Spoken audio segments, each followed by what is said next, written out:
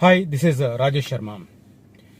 హైదరాబాద్ నగరానికి సంబంధించి ఈ మధ్యకాలంలో వైరల్ అవుతున్న ప్రధానమైన అంశాలలో మెట్రో రైల్ రెండో దశకు సంబంధించిన వార్తలు చాలా గణనీయంగా కనిపిస్తున్నాయి. దాదాపు 10 నెలల క్రితం రెండో దశకు సంబంధించిన పార్ట్ ఏ 5 కారిడార్ల ఎక్స్టెన్షన్కు సంబంధించి అత్యంత ప్రధానంగా 36.8 కిలోమీటర్ల డిస్టెన్స్ ఉన్న ఎయిర్పోర్టుకు సంబంధించిన దాన్ని సమగ్ర నివేదికను ప్రిపేర్ చేసి కేంద్ర ప్రభుత్వ ఆమోదం కోసం రాష్ట్ర ప్రభుత్వం పంపించింది. ఆ తర్వాత ఒక 3 నెలల క్రితం రెండో దశలోనే పార్ట్ బి కింద మరొక 3 మార్గాలను ఎయిర్పోర్టు ఫ్యూచర్ సిటీ, తర్వాత జూబ్లీ బస్టాండ్ నుంచి షామీర్పేట, ప్యారడైజ్ నుంచి మేడ్చల్ వరకుని ఈ 3 కూడా రెండో దశలో కలిపారు. అది కూడా పంపి 3 నెలలైంది. సో ఓవరాల్గా 8 కారిడార్లకు సంబంధించి దాదాపు 44,000 కోట్ల రూపాయలు ఖర్చయ్యే ఒక సమగ్ర నివేదికను ప్రిపేర్ చేసి రాష్ట్ర ప్రభుత్వం కేంద్రానికి పంపింది. అది పంపిన తర్వాత చాలా చోట్ల చిన్న చిన్న ప్రాజెక్టులకు, మెట్రో ప్రాజెక్టులకు కేంద్ర కేబినెట్ ఆమోదం తెలిపింది. మొన్న ఇటీవల అయితే 1,08,000 కోట్ల రూపాయలు ఖర్చు చేసే 4-5 ప్రధాన నగరాలకు సంబంధించిన 2-3 దశలకు సంబంధించి కూడా కేంద్ర ప్రభుత్వం గ్రీన్ సిగ్నల్ ఇచ్చింది. కానీ 10 నెలల క్రితం కేంద్ర ప్రభుత్వ ఆమోదానికి వెళ్లిన రెండో దశ పార్ట్ 1 కానీ, 3 నెలల క్రితం వెళ్లిన రెండో దశ పార్ట్ బి కానీ హైదరాబాద్ మెట్రోకు సంబంధించి క్లారిటీ రాలేదు. ఈ నేపథ్యంలోనే కాంగ్రెస్ బీజేపీల మధ్య మాటల యుద్ధం మొదలైంది. కేంద్ర ప్రభుత్వం కావాలని అనుమతులు ఇవ్వడం లేదు అని. రాష్ట్ర ప్రభుత్వం వాదన ఇలా ఉంటే కేంద్ర ప్రభుత్వం నుంచి కూడా దానికి సంబంధించిన కౌంటర్స్ వచ్చాయి. చాలా విషయాలలో క్లారిఫికేషన్స్ అడిగాము, కొర్రీలు వేశాము. వాటికి కొన్నింటికి సమాధానాలు చెప్పారు, కొన్నింటికి చెప్పలేదు. దీనివల్ల ఆమోదం పొందడం డిలే అవుతుందని బీజేపీ నేతల వర్షన్. ఇటు కాంగ్రెస్ నాయకులు కావాలని తొక్కిపెడుతుంది అని వాళ్ళు మాట్లాడుతుంటారు. కానీ కావాలని తొక్కిపెట్టి కాంగ్రెస్ అని అనుకుంటే మరి కర్ణాటక బెంగళూరుకి ఎందుకు ఇచ్చారు? ఇది పాయింట్. చెన్నైకి ఇచ్చారు. చెన్నై డిఎంకే బీజేపీకి కాంగ్రెస్ కంటే కూడా 6 రైవల్. ఏది సైద్ధాంతపరంగా కావచ్చు, ఈ హిందీ విషయంలో కావచ్చు, హిందీ భాష విషయంలో కావచ్చు, తర్వాత సనాతన ధర్మం విషయంలో కావచ్చు. సో అలా ఉన్న డిఎంకే పార్టీ అధికారంలో ఉన్న చెన్నైకి సంబంధించి కూడా ఇచ్చారు కేంద్ర ప్రభుత్వం నుంచి. బట్ హైదరాబాద్ మెట్రోకి ఎందుకు ఇవ్వడం లేదు అంటే రాజకీయపరమైన కారణాలు లేవనే చెప్పాలి. సరే, ఉన్నాయని కాంగ్రెస్ నాయకులు, బీజేపీ నాయకులు అనుకుంటుండొచ్చు కాక, కానీ అసలు హైదరాబాద్ రెండో దశ మెట్రోకు గ్రీన్ సిగ్నల్ కేంద్ర ప్రభుత్వం ఎందుకు ఇవ్వడం లేదు? ఫుల్ క్లారిటీ వచ్చింది. ఆ పాయింట్స్ ఏంటి నేను ఈ వీడియో క్లియర్గా చెప్తాను. సో వీడియో స్కిప్ చేయకుండా మొత్తం చూస్తే మీకు పూర్తి స్పష్టత వస్తుంది. అసలు ఎందుకు మెట్రో రెండో దశకు సంబంధించి కేంద్ర ప్రభుత్వం అనుమతి ఇవ్వడంలో జాప్యం చేస్తుంది, మీకు ఫుల్ క్లారిటీ వస్తుంది. ఈ వీడియో స్కిప్ చేయకుండా చూడండి. ఇక కంటెంట్ స్టార్ట్ చేసే ముందు as usual first request, future city core ఏరియాను తెలుసుకొని ఫస్ట్ ఫేజ్ ఫ్యూచర్ సిటీ వచ్చే 5 ఏళ్లలో డెవలప్మెంట్ అయ్యే ప్లేస్ను ఖచ్చితంగా గవర్నమెంట్ డాక్యుమెంట్స్ ఆధారంగా, గవర్నమెంట్ ల్యాండ్ యూసేజ్ ప్లాన్ ఆధారంగా, మాస్టర్ ప్లాన్ ఆధారంగా తెలుసుకొని దానికి దగ్గరలో ఉన్న అత్యంత కొద్ది వెంచర్లలో ఇన్వెస్ట్ చేయండి. దూరంగా ఉండి ఏదో రోడ్లు చూపించి రకరకాల నాటకాలు ఆడి సేల్ చేసుకుంటున్నారు. సో కొనండి, అక్కడ మీ ఇష్టం, మీరు నమ్మితే కొనండి. కానీ సెకండ్ ఫేజ్ రావడానికి 10 సంవత్సరాలు, థర్డ్ ఫేజ్ రావడానికి 15 సంవత్సరాలు పడుతుంది. సో ఫస్ట్ 5 ఏళ్లలో డెవలప్ ఏరియాను గుర్తించి అక్కడ ఇన్వెస్ట్ చేయండి. అది కాస్త దూరం అనిపిస్తుంది మీకు, సాగర్ రోడ్లో వెళ్ళినా దూరం అనిపిస్తుంది. అసలు శ్రీశైలం రోడ్లో వెళ్ళొద్దునే చెప్తాను నేను. సాగర్ రోడ్ వెళ్తేనే ఫస్ట్ ఫేజ్ ఫ్యూచర్ సిటీకి ఈజీగా కనెక్ట్ అవుతారు. శ్రీశైలం రోడ్లో వెళితే కొత్తూరు నుంచి 9 కిలోమీటర్స్ లెఫ్ట్కు వెళ్ళిన తర్వాత, అంటే శ్రీశైలం రోడ్డు నుంచి 9 కిలోమీటర్ల దూరంలో మనకు ఫ్యూచర్ సిటీ ఫస్ట్ ఫేజ్ ఉంటుంది. బట్ సాగర్ హైవేకు అత్యంత దగ్గరలో ఉంటుంది, జస్ట్ 2 కిలోమీటర్స్లో ఉంటుంది. సో అది గుర్తించి అక్కడ ఇన్వెస్ట్ చేయమని చెప్పి సలహా ఇస్తాను. ఒకవేళ ఇంట్రెస్ట్ ఉన్న వాళ్ళు నా మాటలను విశ్వసిస్తే, నేను చూపించే డాక్యుమెంట్స్ను నమ్మితే మాత్రం తక్షణ నిర్ణయం రండి, చూడండి, తక్షణ నిర్ణయం తీసుకోండి. కొంతమంది వస్తారు, చూస్తారు, నిర్ణయాన్ని నానుస్తూ ఉంటారు. ఈలోగా పుణ్యకాలం గడిచిపోతుంటుంది. ఇవాళ ఒక పర్సన్ వచ్చాడు, సెప్టెంబర్ 24లో మేము వేసిన ఒక వెంచర్లో ఆ రోజు వచ్చి బేరం ఆడుకొని ఆయన బెస్ట్ ప్రైస్ అడిగితే కూడా ఓకే అంటే ఎవరో పక్క వాళ్ళు ఎవరో ఒక చిన్న మిస్గైడ్ చేస్తారు, ఇక్కడికి వచ్చేది ఎంత టైం పడుతుందో అని చెప్పి. ఈ 1 yearలో జరిగిన డెవలప్మెంట్స్ చూసి మళ్ళీ కనెక్ట్ అయ్యారు. దాంట్లో ఏమన్నా ఛాన్స్ ఉందా అని. ఉంది బాస్, కానీ ప్రైస్ ఇది అనేసరికి అన్నాడు ఆయన. అంటే ఆ రోజు ప్రైస్ వేరు, ఈ రోజు ప్రైస్ వేరు. సేమ్ ఇలాగే అవుతుంది. ఇవాళ ఇన్వెస్ట్మెంట్ చేసే విషయంలో తగిన సమయంలో తగిన నిర్ణయం తీసుకోకపోతే ఆ తర్వాత డెఫినెట్గా రిగ్రెట్ అవుతారు, ఫర్ షూర్. ఎందుకంటే ఏది ఎలా ఉన్నా కూడా భూముల రేట్లు పెరగడం ఖాయం. That to most happening area future city. గత ఏడాది కాలంలోనే నేను లాస్ట్ ఇయర్ September 29 మేము మేడిపల్లి లాంచ్ చేసినప్పుడు కొన్ని డెవలప్మెంట్స్ చెప్పాము. ఆ తర్వాత ఈ 11 నెలల కాలంలో జరిగిన డెవలప్మెంట్స్ అన్ని చూస్తే మేము ఆ రోజు చెప్పినవి క్లారిటీ వచ్చి గ్రౌండ్ లెవెల్లో రియాలిటీ తెలిసి ఇన్వెస్ట్ చేస్తున్నారు. ఎవరో మిత్రుడు కామెంట్ చేశాడు గ్రౌండ్ లెవెల్ రియాలిటీ కావాలని. దయచేసి నేను ఆల్రెడీ గ్రౌండ్ రిపోర్ట్లు చేశాను, మళ్ళీ అంతంత ఖర్చు పెట్టి చేసే ఓపిక నాకు లేదు. మీరు వస్తే నాతో వస్తే నేను తీసుకెళ్లి చూపిస్తా. లేదు మీకు వెహికల్ ఉంటే 4-వీలర్ ఉంటే మీరు వెళ్ళండి, 2-వీలర్ ఉన్నా మీరు వెళ్ళండి, నేను గైడ్ చేస్తా. క్లియర్ కట్ గా ఎక్కడెక్కడ ఏమేమి డెవలప్మెంట్ జరుగుతుందో మీరు కళ్ళారా చూసిరండి. Okay, why are you depending on me when you are not trusting my videos? Okay, నన్ను ఎందుకు నమ్ముతారు?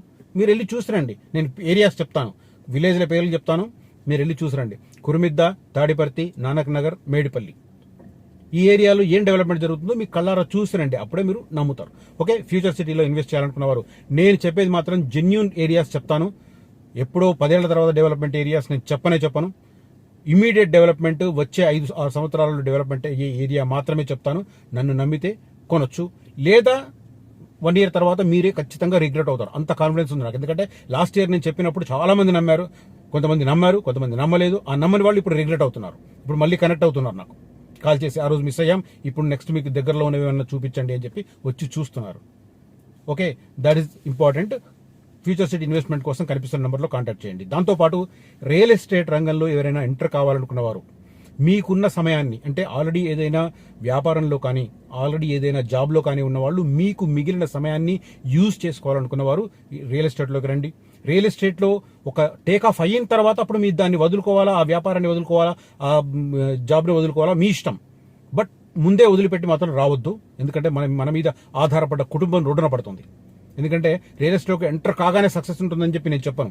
కష్టపడాలి, దానికి సమయం కేటాయించాలి, ప్లానింగ్ ఉండాలి, ఒక లక్ష్యం ఉండాలి. ఫస్ట్ లక్ష్యం నిర్ణయించుకోవాలి, దానికి ఆ లక్ష్యాన్ని చేరుకోవడానికి మార్గాన్ని ఎంచుకోవాలి. ఆ మార్గాన్ని ఎంచుకొని ఆ దారిలో ఖచ్చితంగా ప్రయాణించాలి. 4 రోజులు ప్రయాణించి 5వ రోజు రెస్ట్ తీసుకున్నటువంటి కుదరదు. డైలీ ఎన్ని గంటలు ఇవ్వగలం? 2 గంటల, 4 గంటల, 6 గంటల, 8 గంటల, 10 గంటల? లిటరల్గా చెప్తున్నాను, నేను ఎగ్జాగరేట్ చెప్పట్లేదు. నేను 2025 జనవరి, ఫిబ్రవరి, మార్చి నెలల్లో దాదాపు 13-14 గంటలు ఇచ్చాను. నేను పొద్దున 6 గంటలకు సైట్ విజిట్ స్టార్ట్ చేసి రాత్రి 9 వరకు సైట్ విజిట్ చేసిన రోజులు ఉన్నాయి.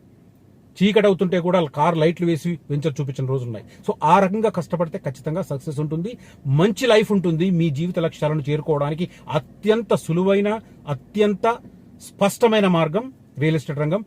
గృహిణులు కావచ్చు, రిటైర్డ్ ఎంప్లాయీస్ కావచ్చు, పార్ట్ టైం జాబ్ చేస్తున్న వాళ్ళు కావచ్చు, ఫుల్ టైం జాబ్ చేస్తున్న వాళ్ళు కావచ్చు, లేదా ఏదైనా వ్యాపారం చేస్తున్న వాళ్ళు కావచ్చు, లేకపోతే ఇన్సూరెన్స్ రంగంలో అట్లాంటి ఉన్నవాళ్ళు కావచ్చు. ఎక్కడ ఉన్నా కూడా మీరు జెన్యూన్ సర్వీస్ ఇవ్వగలరు అని విశ్వసించే పీపుల్ మీ సరౌండింగ్లో ఉంటారు. అలాగే మనం జెన్యూనే ఇస్తాం, మళ్ళీ ఎక్కడ బోగస్ చెప్పం. లేఅవుట్ అప్రూవల్స్ కానీ, లీగాలిటీ కానీ, మనం చెప్పబోయే డెవలప్మెంట్స్ ఖచ్చితంగా వస్తాయి అని ఖచ్చితంగా నమ్మితేనే మనం అది టేకప్ చేస్తాం. మిగతా వాళ్ళలాగా ఏదో చెప్పి ఏదో చేసే రకం కానే కాదు. ఎవరో ఒకతను రామగుండం నుంచి ఫోన్ చేశాడు, ఎక్కడో అమన్గల్ దగ్గర రీసెర్చ్ అండ్ R&D సెంటర్ వస్తుందని చెప్పండి, అక్కడ కొన్నారంట 2-3 ఏళ్ల కింద. అసలు దేని R&D అంటే కూడా ఆయనకు తెలియదు, అంత బ్లైండ్గా ఉన్నారు. మనం అలా కానే కాదు. సో మనం స్పష్టమైన సర్వీస్ ఇస్తాం, స్పష్టమైన వెంచర్లు చూపిస్తాం, జెన్యూన్ బిజినెస్ చేస్తాం. అలా నమ్మేవారు నాగోల్ మెట్రో స్టేషన్ దగ్గర, శిల్పారామన్ దగ్గర అధిరన్ గ్రూప్ ఆఫీస్ ఉంటుంది. అక్కడ నేను అందుబాటులో ఉంటాను. ఫోన్ చేసి రండి. ఒకవేళ సైట్ విజిట్కి వెళితే తప్ప అక్కడే అందుబాటులో ఉంటాను. జాయిన్ అవ్వండి. రియల్ ఎస్టేట్ రంగంలో మీరు మీకున్న చిత్తశుద్ధిని, కమిట్మెంట్ను చూపించుకొని మీకున్న జీవిత లక్ష్యాలను త్వరితగతిన నెరవేర్చుకోవడానికి ఒక రంగం సిద్ధం చేసుకోండి. కానీ కష్టపడిందే ఏది రాదు, సులువుగా ఏది రాదు. ఆయన గుండు బాస్ చెప్తారు కదా, డబ్బులు ఊరికే రావని, అంతే. రైట్? ఇష్టం ఉన్న వాళ్ళు మాత్రం రియల్ ఎస్టేట్ రంగంలో నాతో పాటు కలిసి పనిచేయాలనుకున్న వారు మాత్రం కనిపిస్తున్న నెంబర్లో కాంటాక్ట్ చేసి నన్ను కలవండి. రైట్, ఇక కంటెంట్లోకి వస్తే, మెట్రో రైల్ సెకండ్ ఫేజ్ ను ఎందుకు తిరస్కరించింది అనేది కేంద్ర మంత్రి కిషన్ రెడ్డి స్పష్టంగా మీడియాకు చెప్పారు. బట్ ఆఫ్ ద రికార్డ్ చెప్పారు, ఆన్ ద రికార్డ్ చెప్పలే. ఏంటి కంటెంట్ అంటే చాలా క్లియర్గా మనందరికీ తెలుసు. ఫస్ట్ ఫేజ్ మెట్రో ఎలా అయింది? PPP మోడల్లో అయింది. కేంద్ర ప్రభుత్వం కొంత ఫండింగ్ చేసింది, రాష్ట్ర ప్రభుత్వం కొంత ఫండింగ్ చేసింది, L&T కన్స్ట్రక్ట్ చేసింది. కానీ ఈ 2017లో స్టార్ట్ అయిన తర్వాత ఇవాళ వరకు 7-8 నెలల్లో ప్రతి నెల అప్పులమయమే అంటున్నారు. మరి అంత రద్దీ ఉన్నా అప్పులు ఎందుకు ఉంటుందో నాకైతే అర్థం కాదు. రాయదుర్గం నాగోల్ మెట్రో స్టేషన్, ఆ రూట్లో పొద్దున నాగోల్ నుంచి రాయదుర్గం వెళ్ళేవాళ్ళు, ఈవినింగ్ రాయదుర్గం నుంచి రిటర్న్ వచ్చేవాళ్ళు అతుక్కుపోయి ప్రయాణిస్తారు. 3 బోగీలే. మరి ఎందుకు నష్టాల్లో ఉంటుంది? అంటే ఎక్కడ తప్పు జరిగింది ఎవ్వరూ చెప్పరు. అంటే ఆ రోజుల్లోనే ఏమన్నా ఎగ్జాగరేట్ చేసి వేసుంటారు, టాలెంట్ చూపించుంటారు ఆ నిర్మాణ సమయంలోనే. అందువల్లనే ఇప్పటికీ అది నష్టాల బారిన ఉంది. సరే, ఆ రీజన్ దేనికనేది పక్కన పెడతాం. ఆ రీజన్ ఏమైనా కూడా ఇప్పుడు కేంద్ర ప్రభుత్వం వేస్తున్న ప్రధానమైన ప్రశ్న ఏంటంటే ఎల్ఎన్టీ దీంట్లో కొనసాగడానికి ఇంట్రెస్ట్గా లేదు, ఎందుకంటే ప్రతి నెల నష్టాలు భరించాల్సి వస్తుంది అని. అలాంటి సంస్థ మరి వెళ్ళిపోతే ఆ సంస్థను పూర్తిగా పక్కన పెట్టి ఇంకొక సంస్థను చేర్చుకుంటారా, లేదా ఎల్ఎన్టీని కంటిన్యూ చేస్తూనే, ఎందుకంటే ఈ కారిడార్స్ కూడా మళ్ళీ ఎక్స్టెన్షన్ కదా, ప్రస్తుతం ఉన్న కారిడార్లు వాటిల్లోనే ఎక్స్టెన్షన్ ఇప్పుడు వస్తున్నవి, ఎక్స్టెన్షన్ కాబట్టి దాని భాగస్వామ్యం కూడా ఉంటుంది. ఎల్ఎన్టీది పూర్తిగా పక్కన పెట్టే పరిస్థితి లేదు. సో ఇంకొక భాగస్వామిని చేర్చుకోవాలి, ఆ ప్రయత్నం రాష్ట్ర ప్రభుత్వం చేస్తుంది అని ప్రకటించింది. అంటే దీని అర్థం ఏంటి? రాష్ట్ర ప్రభుత్వం, కేంద్ర ప్రభుత్వం, మెట్రో ఏజెన్సీ, ఎల్ఎన్టీ అండ్ ఇంకొకరు ఉంటారు. ఆ ఇంకొకరు ఎవరనేది క్లారిటీ లేదు. దాని మీద కేంద్ర ప్రభుత్వం ప్రశ్నించింది, ఇంకెవరిని జాయిన్ చేసుకుంటున్నారు అని. ఇప్పటి వరకు రాష్ట్ర ప్రభుత్వం నుంచి ఆన్సర్ లేదు. అది మెయిన్ రీజన్. దాంతోపాటు గత ప్రభుత్వ హయాంలో రాష్ట్ర ప్రభుత్వం 3,500 కోట్ల బకాయిలుంది, అది ఎవరిస్తారు? దానికి సమాధానం లేదు. రైట్. తర్వాత కాంగ్రెస్ ప్రభుత్వం కూడా మరో సంస్థను రంగంలోకి తెచ్చే ప్రయత్నం చేస్తుంది. ఈ నేపథ్యంలో రాష్ట్ర ప్రభుత్వం, ఎల్ఎన్టీ అండ్ కొత్తగా వచ్చే మరో సంస్థ మధ్య స్పష్టత రావాలి. ఎవరి రోల్ ఏంటి, గతంలో ఉన్న అప్పులకు సంబంధించి ఎవరి బాధ్యత ఏంటి, ప్రస్తుతం వచ్చే ఆదాయంలో ఎవరి షేర్ ఏంటి, ఇవన్నీ క్లారిటీ రావాలి. ఇవి క్లారిటీ లేకుండానే పంపించేసి రావట్లేదు అంటే ఎలా వస్తుంది? సో ఇంకా ఉన్న ఇష్యూస్ దీంట్లో. ఇప్పటి వరకు ఉన్న నష్టాలను ఎవరు భరిస్తారు? తర్వాత పాత వాటి బదులు కొత్త ట్రైన్లు తీసుకొస్తారా? ఇప్పుడు ట్రైన్లు 3 బోగీలు నడుస్తున్నాయి, ఆ 3 బోగీలను ఎక్స్టెండ్ చేయాలంటే ఆ మోడల్ లేదు ఇప్పుడు. నేను ఇంతకుముందు ఒక వీడియోలో కూడా చెప్పాను, 2012లో ఆర్డర్ ఇస్తే 2014లోనే ఆ బోగీలు వచ్చేసినాయి మన దగ్గర. కానీ మన దగ్గర నిర్మాణంలో జాప్యం కారణంగా అవి పట్టాలెక్కేసరికి 2017 పట్టింది. అంటే 2012లో ఆర్డర్ ఇస్తే 2014లో హ్యుండై సంస్థ సరఫరా చేస్తే దక్షిణ కొరియా నుంచి, సౌత్ కొరియా నుంచి 2017లో వాటిని పంపించాను. ఇప్పుడు ఆ మోడల్ని కొరియా ఆ టెక్నాలజీతో చేయట్లేదు, డెవలప్ చేయట్లేదు. ఎక్కడ చేస్తారు మరి ఇప్పుడు బోగీలు పెంచాలంటే? అందుకే పెంచట్లేదు. ఆ రద్దీ ఆ స్థాయిలో ఉన్నా కూడా బోగీలు పెంచకపోవడానికి ప్రధానమైన కారణం ఇది. ఇప్పుడు రైల్వే శాఖనే ఆ కోచ్లను నిర్మించడానికి సెంట్రల్ గవర్నమెంట్ రెడీ అయింది. ఇప్పుడు మన టెక్నాలజీ అభివృద్ధి అయింది, ఆ రోజుల్లో లేదు, ఇప్పుడు అభివృద్ధి అయింది thanks to Modi government. Okay right. ఇప్పుడు కొత్త ట్రైన్లు తెస్తారా? ట్రాక్ మెయింటెనెన్స్ భారం ఎవరు తగ్గిస్తారు, ఎవరు భరిస్తారు? ఇవన్నీ విషయాలు మళ్ళీ చెప్తున్నాను వినండి. 3,500 కోట్ల రూపాయలు గత ప్రభుత్వానికి బకాయి ఉంది, ఆ ఎవరు చెల్లిస్తారు.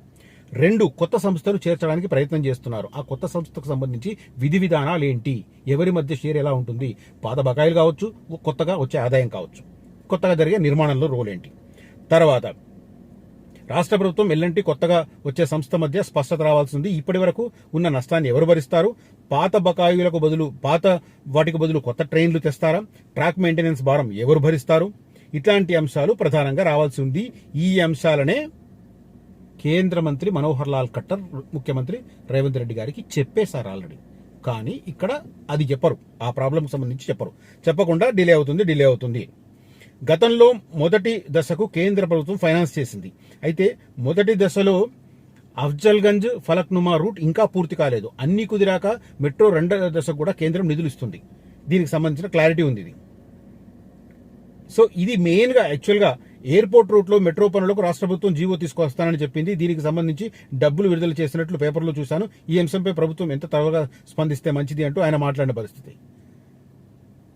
సో ఇలాంటి ప్రధానమైన ఇష్యూస్ ఉన్నప్పుడు గతంలో ఉన్న నష్టాలను ఎవరు భరిస్తారు, రుణభారాన్ని ఎవరు భరిస్తారు, కొత్తగా ఏ సంస్థను తీసుకొస్తే ఆ సంస్థకు ప్రస్తుతం ఉన్న ఎల్ఎన్టీకి మధ్య రిలేషన్ ఏంటి, ఇవన్నీ అంశాలు స్పష్టత రాకుండా మేము ఇవ్వలేమనేది ప్రధానమైన కొర్రీ. మరి దానికి సంబంధించి రాష్ట్ర ప్రభుత్వం క్లారిటీ ఇస్తుందా, ఇవ్వకపోతే ఇలాగే డిలే ఉంటుంది. ఇది లేకుండా రాజకీయపరమైన కామెంట్లు, రాజకీయపరమైన విమర్శలు, ప్రతి విమర్శలు, ఆరోపణలు, ఎదురు ప్రత్యారోపణలు ఇవన్నీ కంటిన్యూ అవుతూ ఉంటాయి. అసలు విషయం ఆడనే ఉంటాయి. సో ఇది మెట్రో రైలుకు అసలు ఎందుకు రావట్లేదు 2వ దశకు అనుమతి అనే విషయంలో కొత్తగా లోతుగా వెళితే ఈ క్లారిటీ వచ్చింది. సో ఆ విషయం మీతో షేర్ చేసుకుందామని ఈ వీడియో చేస్తున్నాను. ఈ వీడియో కంటెంట్ నచ్చితే ఈ వీడియోని లైక్ చేయండి, సోషల్ మీడియాలో షేర్ చేయండి. అదే సమయంలో నా ఈ రియాలిటీ ఛానల్ను ఇంకా సబ్స్క్రైబ్ చేయని వారు దయచేసి సబ్స్క్రైబ్ చేసి వీడియోను ప్రమోట్ చేయడానికి కూడా కొంత ఎంకరేజ్ చేయమని చెప్పి రిక్వెస్ట్ చేస్తున్నాను. మనందరికీ తెలుసు, కింద ప్లే చేసిన తర్వాత ఏ వీడియోస్ ప్లే చేసినా కూడా కింద మీకు కామెంట్స్ దాన్ని మీరు ఇట్లా స్వైప్ చేస్తే, కామెంట్స్ స్వైప్ చేస్తే బీ ద ఫస్ట్ అని ఒకటి వస్తుంది, హైప్ దిస్ వీడియో అని. దయచేసి అది ఫ్రీ ఆఫ్ కాస్ట్ హైప్ చేయండి. మీకు నచ్చితేనే, నచ్చకుంటే వద్దు. నచ్చకుంటే ఐఎమ్ నాట్ రిక్వెస్టింగ్ యూ. నచ్చితే మాత్రం హైప్ దిస్ వీడియో అని ఉంటుంది, అక్కడ హైప్ అనే బటన్ నొక్కండి. కొన్ని పాయింట్స్ యాడ్ అవుతాయి. దయచేసి ఎంకరేజ్ చేయండి. ఫ్రీ ఆఫ్ కాస్ట్, మీకేం ఛార్జ్ కాదు.